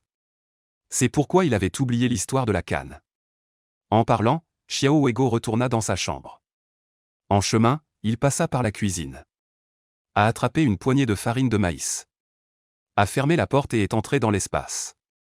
La scène dans l'espace l'a extrêmement surpris. Dans l'enclos de haies, le petit couple de poulets de lapin qui venait d'être mis. Comparé à quand il venait d'être mis. A grandi de plus d'un cercle. Les petits lapins ont commencé à avoir de la fourrure. Les céréales plantées ont également beaucoup changé par rapport à avant.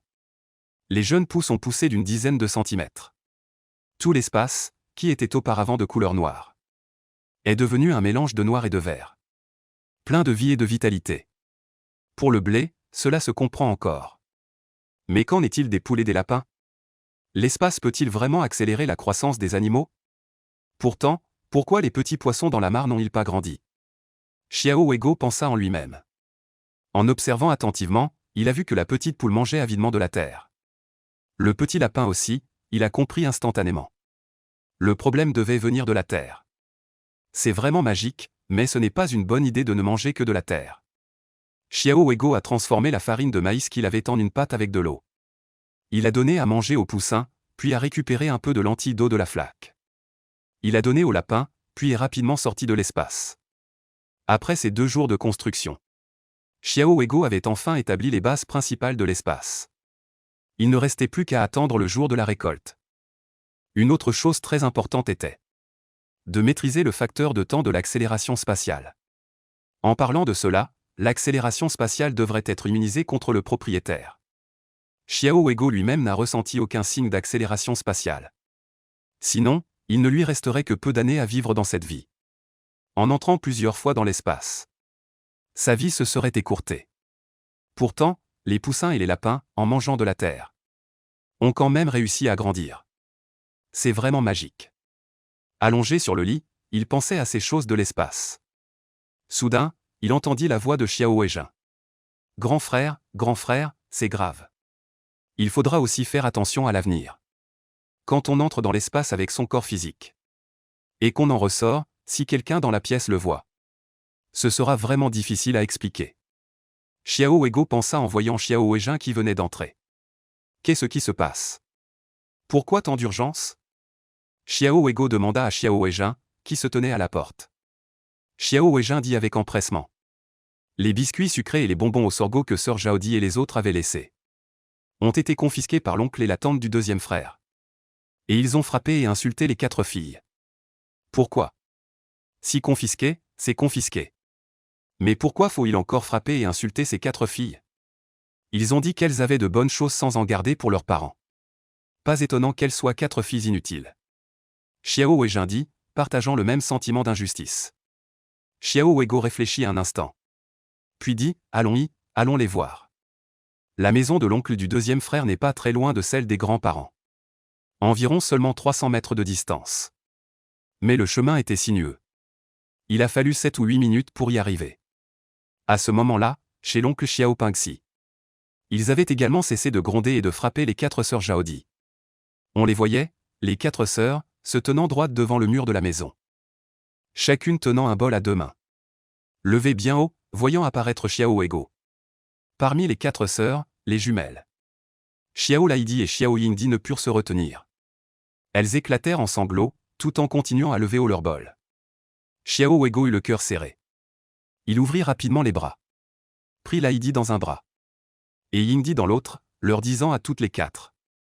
Posez-les d'abord, je vais parler à votre père. Une colère immense l'envahit. Regardez, est-ce que ce sont des choses que l'on fait à des humains? Juste pour une petite gâterie. Traiter ainsi sa propre fille biologique. Mais après tout, c'est un aîné. Essayez de réprimer sa colère. Demandez vers la pièce. Deuxième oncle, tu es là? Oh. N'est-ce pas ce Weigo qui veut diviser la famille? Comment as-tu le temps de venir chez ta deuxième tante? Chez moi, il n'y a rien à diviser. Juste 4 filles qui ne rapportent rien. Même si je voulais diviser, personne pour hériter. En parlant, il s'approcha et donna une gifle dans le dos de Xiao Zhaodi. Je vous ai dit de vous arrêter? Continuez à rester debout. Vous vous révoltez. Xiao Weigo arrêta Xiao Zhaodi. Dis, ces biscuits aux noix, je les ai donnés. Comme il n'y en avait pas beaucoup, je les ai juste partagés entre les enfants. Quand j'en achèterai plus la prochaine fois. J'en apporterai aussi pour le deuxième oncle et la deuxième tante. Le deuxième oncle sortit de la chambre intérieure. Dis, c'est Weigo. Comment osons-nous accepter cela? L'oncle aime beaucoup les bonbons à la crème de lapin blanc. La prochaine fois, ne prends pas de sorgho, hein. C'est trop collant aux dents, dit-il. Comme s'il se souvenait de la sensation collante. Sa bouche bouge aussi un peu. Ne restez pas là à rien faire, allez jouer. Pourquoi ne pas avoir dit plus tôt que c'était un cadeau de votre frère Weigo? Si tu avais dit ça, t'aurais-je frappé? Je pensais que vous ne faisiez pas de bonnes choses. En voler aux autres, dit l'oncle Xiao Pingxi aux 4 sœurs. Nous avons dit que c'était un cadeau du frère Weigo.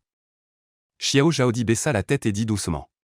Puisque c'est un malentendu, une fois expliqué, c'est réglé. Alors, oncle et tante, je rentre. Dit Xiao Weigo d'un ton calme. Alors, je ne te raccompagne pas, dit la tante d'un air distrait. S'adressant à Weigo. Se tournant ensuite pour gronder Xiao Zhaodi. Petite morveuse, va vite préparer le dîner. Espèce de bon à rien, Xiao Weigo s'arrêta un instant en entendant ces paroles alors qu'il s'éloignait. Puis il reprit son chemin hors de la maison du deuxième oncle. Pour l'instant, la situation actuelle ne peut pas encore être changée. Il n'a pas non plus la force de s'imposer. Il doit encore se développer régulièrement. Il faut aussi que la situation continue d'évoluer. Il viendra forcément un moment où ils le supplieront. Seulement, pour l'instant, les 4 filles souffrent. Surtout les jumelles. Avec leurs grands yeux. Leurs visages adorables, extrêmement mignons. Dans sa vie antérieure, Xiao Weigo avait toujours souhaité avoir des jumelles. Dans son cœur, il pensait que les filles étaient peut-être les êtres les plus adorables du monde. Xiao Weijin le suivait par derrière. Demanda à Xiao Weigo, grand frère. À l'avenir, quand on aura de bonnes choses, on ira les manger ensemble à notre base. On rentrera après avoir mangé, on ne leur en laissera pas. À ce moment-là, Xiao Weigo se souvint de l'histoire de la base dont Weijin avait parlé. C'était encore Xiao Weigo qui l'avait fait lui-même. À l'extrémité sud du village. Il y avait une grotte abandonnée. Après l'avoir longtemps arrangée. Il y avait des yeux et des planches à l'intérieur. Quand il n'avait rien à faire, il emmenait des camarades du même âge jouer là-bas. Ou faisait griller des pommes de terre, des patates douces, etc. D'accord, à l'avenir, pour les bonnes choses. Souviens-toi de les finir dehors avant de rentrer. Xiao Weigo dit à Xiao Weijin. Après être rentré à la maison, quand grand-mère demandait ce qui se passait. Xiao Weigo expliqua toute l'affaire à grand-mère. À ce moment, grand-mère poussa un long soupir. C'est un péché, pour tout dire. Après la séparation de notre famille. Moi et ton grand-père devions vivre avec ton oncle. La famille avait 10 mus de terre au total. On a donné 6 mus et demi à ton oncle. Il ne reste que 3 mus et demi à ta famille. On a vécu ainsi pendant 1 an. Moi, vieille femme, je ne supportais plus les paroles de ce couple. Je suis allé trouver ton oncle Gonglin. On a redistribué 2 mus de terre. Ton grand-père et moi, on a fait ménage à part. Grand-mère a dit en se remémorant. Alors grand-mère, comment vous allez faire pour votre retraite, toi et grand-père? Vous ne pouvez pas rester comme ça éternellement. Il viendra un jour où vous n'aurez plus la force. On verra bien le moment venu. Sinon, on fera comme Lee le boiteux. Sauter d'une falaise, en finir d'un coup. Grand-mère a dit en prenant un air détaché. Lee le boiteux était un vieillard célèbre du village pour sa longévité. Il n'avait pas de maladie grave. Mais chaque jour chez lui, son propre fils. Et son petit-fils le méprisait parce qu'il sentait mauvais. Pourquoi il crève pas? Ça empeste toute la maison. Et tout ça. Un matin à l'aube. Il a trouvé seul une falaise et a sauté. Quand on l'a découvert, les corbeaux avaient presque dévoré la chair de son visage. Grand-mère, ne t'inquiète pas, plus tard je m'occuperai de vous. Moi, Xiao Weigo, je tiens parole. Soudain, Xiao Weigo fit un serment à sa grand-mère. Bien, bien, alors grand-mère attend que mon Weigo prenne soin de nous deux. La grand-mère dit en souriant. Mangeons des patates douces pour le déjeuner. Mon bon petit-fils, tu en manges deux. La grand-mère pensa au déjeuner. Et dit à Xiao Weigo. D'accord, grand-mère. Après les patates douces, je sortirai cet après-midi. Allez à la rivière voir si je peux attraper du poisson. Xiao Weigo se rappela son projet de l'après-midi. Et dit à sa grand-mère, à ce stade. Xiao Weigo doit encore utiliser la pêche pour gagner de l'argent. Fais attention à la sécurité, ne va pas dans les eaux profondes. La grand-mère continua de dire, inlassablement. Xiao Weigo mit un chapeau de paille. Prit un sac et une corde de chanvre, puis sortit. Il se dirigea droit vers la rivière et chercha longtemps. Il trouva une zone où personne ne venait jamais. Il a plongé d'un seul coup. Après 3 heures d'efforts intenses. Cette fois, les résultats sont encore plus réjouissants. Dans le trou d'eau de l'espace. On estime la prise à plus d'une centaine de gines. C'est aussi parce que la petite rivière qu'est une petite rivière. Où il y a peu de gros poissons. Sinon, s'il y avait beaucoup de gros poissons. En quelques heures, 1000 gines seraient un jeu d'enfant. Ou si la distance d'extension de l'espace devenait plus grande. Cela pourrait aussi améliorer l'efficacité. Aujourd'hui, le temps manque. Xiao Weigo prévoit d'aller au village demain matin pour vendre le poisson. En plus de l'argent, il faut aussi trouver des canaux pour obtenir des tickets. Sinon, seulement de l'argent sans ticket. Beaucoup de choses ne peuvent pas être achetées. On ne peut acheter que des choses qui ne nécessitent pas de ticket, comme le sorgho-yi. Dans l'après-midi, Xiao Weigo a profité d'un moment pour entrer dans l'espace et jeter un coup d'œil. Le blé et autres céréales continuent de pousser à un degré très réjouissant. Il semble que le jour de ma récolte ne soit pas si loin. Les 2 poussins et les 2 lapins ont grandi de 2 tours. Beaucoup de changements, je m'émerveille encore une fois. Manger de la terre les fait grandir. C'est très étrange. Xiao Weigo rentre chez lui avec 3 carpes herbivores. Il dit à sa grand-mère, « Grand-mère, on va encore boire de la soupe de poisson ce soir, hein? On en mange une aujourd'hui. Pour les 2 restantes, j'irai au bourg demain. » La grand-mère dit, « Mon cher petit-fils. Comment pourrait-on boire de la soupe de poisson tous les jours? Ne gaspille pas cette petite quantité d'huile de notre maison. Mets les 3 poissons dans le réservoir d'eau. Ils peuvent encore vivre demain. Demain, vends les 3. On pourra avoir un peu plus d'argent. » Xiao Weigo ne peut que boire à contre-cœur le soir une bouillie de maïs qui irrite la gorge. En mangeant des boulettes de sorgho et d'herbes sauvages. En accompagnant le repas de légumes salés. Le soir à table. Grand-père dit à Xiao Weigo. Tu as l'air d'être bien rétabli. Repose-toi encore un jour demain. Tu devras retourner au travail après-demain. Xiao Weigo pense aux souffrances du travail. Son cœur est plein de lamentations. Il répond, compris, grand-père. Le lendemain matin, alors qu'il faisait encore très sombre. Xiao Weigo se lève, se lave et se prépare. Il prend 3 poissons et se dirige vers le bourg. Cette fois, il apporte suffisamment de sacs en chanvre.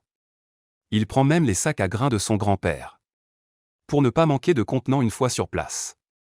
Xiao Weigo se dit qu'il doit absolument avoir une montre. Car il n'a aucune idée de l'heure qu'il est. Le jour, il peut encore estimer l'heure grâce au soleil.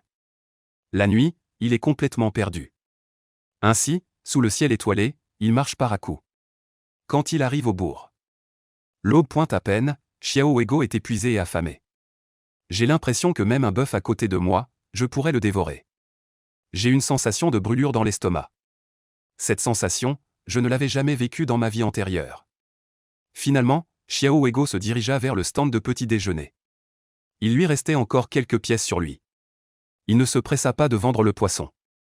Il regarda s'il y avait quelque chose au stand de petit déjeuner pour calmer sa faim sans ticket. En arrivant au stand de petit déjeuner, c'était en fait un étal en plein air. Il vit un grand cuisinier d'âge moyen qui accueillait les clients. Sur l'enseigne était écrit « Petit pain farci ». Bâtonnet de pâtes frites, galettes frites, ou honton. bouillie de haricots rouges. Xiao Weigo s'approcha et demanda. Monsieur, y a-t-il quelque chose qui ne nécessite pas de ticket? Je suis sorti pressé aujourd'hui, j'ai oublié mes tickets. Sans ticket, alors seulement la bouillie de haricots rouges et sans ticket. Un bol coûte 2 fennes, vous en voulez? Dit le cuisinier du petit déjeuner. Quels sont les prix des autres choses? Je viendrai plus tard avec des tickets de rationnement pour acheter. Aujourd'hui, servez-moi d'abord 2 bols de bouillie de riz.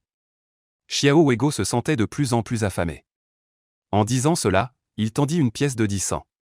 Un beignet à l'huile coûte 3 cents et un ticket de rationnement de céréales. Un bâtonnet frit coûte 2 cents et un ticket de rationnement de céréales. Un petit pain à la viande coûte 700.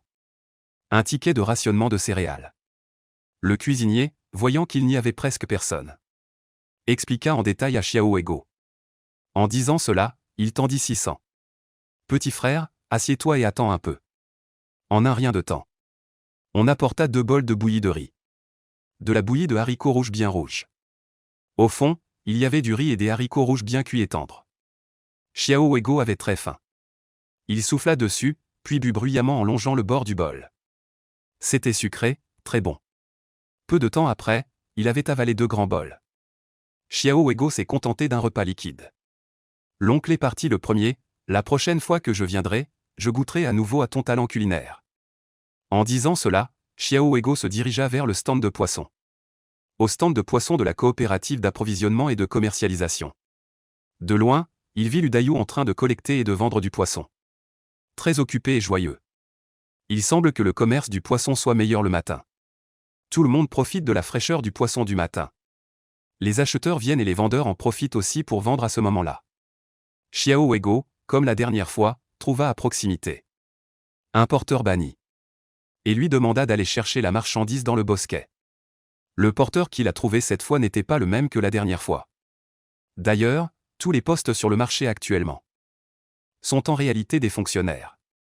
Y compris les porteurs, les réparateurs de vélos. Les stands de petit déjeuner, les éboueurs. Y compris les laveurs de bains publics, ce sont tous de véritables fonctionnaires. Les revenus quotidiens doivent être remis. Ensuite, on reçoit un salaire chaque mois. L'unité supérieure devrait être le bureau de rue. En parlant, Xiao Weigo et Ban Yke tirent plusieurs gros sacs de poissons vers l'étal de vente. À ce moment-là, Lu Dayu venait de s'affairer un moment. Sans travail en main, il alla à l'entrée aider à décharger la marchandise. À vrai dire, cette prise ne fait qu'environ 100 jin. Si c'était des céréales, un adulte pourrait les porter sur son dos. Mais s'il s'agit de poissons, c'est vraiment impossible. Il faut absolument les répartir dans plusieurs sacs. Oh, jeune homme, pas mal. C'est dans quelle rivière près d'ici que tu as pêché ça? La dernière fois, c'était déjà beaucoup. Cette fois, c'est encore plus, dit Lu Dayu à Xiao Weigo. Je me souviens, la petite rivière que près du village de Xiao n'a pas une telle quantité de poissons. Oncle Lu, j'ai juste eu de la chance. Après ce voyage, il n'y en aura plus. Xiao Weigo dit, en entendant Lu Dayu dire cela. Xiao Weigo devint immédiatement sur ses gardes. Ce qu'il avait fait était effectivement un peu excessif. Non, il ne pouvait plus vendre du poisson ici à l'avenir. Xiao Weigo prit une décision dans son cœur. Viens, voyons combien de jin cette fois. Lu Dayu dit, au fait. Tu as de la chance, mon garçon. Aujourd'hui, le prix d'achat du poisson a été ajusté. Un mao 3 par jin. C'est génial, en entendant le prix augmenter, Xiao Weigo était très content dans son cœur. Dit à Lu Dayu. Un jin rapporte un fen de plus. 10 jin, c'est un mao. 100 jin, c'est un yuan de plus. Et, en y réfléchissant, ce n'est pas beaucoup. 103 jin 5 liang. Viens, petit frère, regarde la balance. Pas de problème, n'est-ce pas? Lu Dayu dit à Xiao Weigo. Pas de problème, Xiao Weigo, en entendant ce chiffre, était ravi dans son cœur, alors calculons le prix. 103 jin 5 liang. Un yuan 3 qui en 3 jin, ce qui fait 13 yuan 4 jiao 5 fen. Lu Dayu dit, puis sortit autant d'argent de sa poche. Il le donna à Xiao Weigo, petit frère, veux-tu une attestation? Une attestation? Quelle attestation? C'était la première fois que Xiao Weigo entendait parler d'attestation. À cause de l'alerte précédente. Il s'empressa de dire, non, non. Ne t'inquiète pas, ne sois pas si pressé. comme cette fois la quantité de poisson est assez importante. De peur que tu ne puisses pas expliquer clairement la provenance de cet argent, j'ai l'intention de te délivrer une attestation. Pour prouver que cet argent provient de la vente de poissons. Ce n'est pas grave si tu n'en veux pas, expliqua l'Udayu. Pas de souci, ce n'est qu'une dizaine de yuan. C'est déjà beaucoup, répondit Xiao Ego. En réalité, la conception actuelle de l'argent de Xiao Ego porte encore l'ombre de sa vie antérieure. En réalité, à cette époque, le salaire d'un ouvrier en ville n'était que de 20 à 30 yuan. Mais cela suffisait pour couvrir les dépenses mensuelles d'une famille de 6 ou 7 personnes. Pour être honnête, 10 yuan, c'était en fait une somme d'argent considérable. En convertissant grossièrement en argent de la vie antérieure, 10 yuan équivalait à peu près à 1000 ou 2000 yuan. Xiao Ego rangea l'argent dans la poche de son pantalon. Et en secret, il le déposa directement dans le sanctuaire de l'espace. Il se retourna, prit congé de l'Udayu et partit. Oncle Lu, je m'en vais alors. L'Udayu agita la main et dit. Petit frère, reviens une prochaine fois. Après le départ de Xiao Ego, l'Udayu, tout sourire, sortit à nouveau Simao de sa poche et les mit dans la poche de sa veste. Tout content, il sortit de la boutique. En marchant dans la rue du bourg, Xiao Ego n'avait pas non plus l'intention d'entrer dans la coopérative. En fait, il n'avait que de l'argent maintenant. Sans ticket, tout achat avait un rapport qualité-prix extrêmement bas. Et il ne pouvait même pas acheter ce qu'il voulait. À ce moment-là, Xiao Ego s'aperçut soudain que plusieurs groupes de personnes venaient tous d'une même direction. Bien qu'il soit tôt le matin, ils ont tous un morceau de tissu couvrant la moitié de leur visage. Les paniers qu'ils portent sont également bien couverts. En se déplaçant, tout le monde observe à gauche et à droite. On dirait qu'ils agissent de manière suspecte. Xiao Ego réfléchit un instant. Ce ne serait pas le marché noir près du bourg? Le marché noir est aussi appelé marché aux pigeons. C'est un produit de l'époque. En remontant le courant de la foule pendant 3 minutes, s'offre à ses yeux un bosquet assez dense. En regardant de l'extérieur vers l'intérieur, on ne voit rien de ce qui s'y trouve. Et, de manière continue, des individus sortent les uns après les autres. Xiao Ego confirme que c'est bien l'emplacement du marché noir du bourg. Mais on dirait que cela touche à sa fin.